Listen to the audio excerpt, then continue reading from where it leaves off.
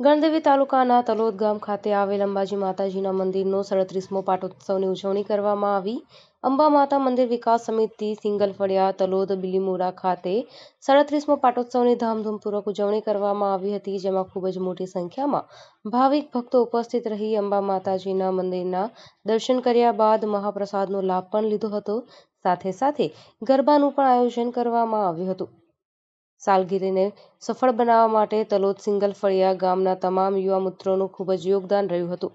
ખાતે આવેલ અંબા માતાજીના મંદિરનો કેટલામો પાટોત્સવ છે? આ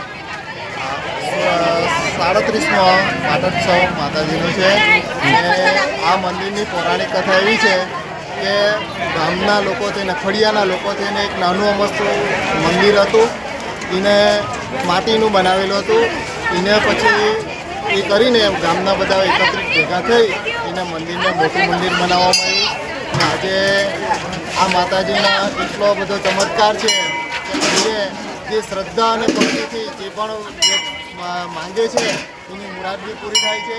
અને અહીંયા કમસે કમ આપણા ફળિયા થકી આજુબાજુના વિસ્તારના ગામના લોકો બી ઘણા બધા આવે છે। એટલે કમસે કમ 8 થી 9 હજાર વ્યક્તિ હવે હાલમાં 8 થી 9 હજાર લોકો મહાપ્રસાદનો લાભ લે છે ને ખૂબ સરસ રીતના આયોજન થાય છે। અહીંયા મોટું ગ્રાઉન્ડ પણ છે અને સાંજે એક સુંદર મજાનું આ મહાપ્રસાદનું આયોજન થાય, પછી સુંદર મજાનું ગરબાનું આયોજન બી કરીએ ને બધાને આનંદથી ગરબા ગાઈ અને પોતપોતાની ઘરે છૂટા પડી જાય। મંદિરની સ્થાપના ક્યારે થઈ હતી? અંબા માતાના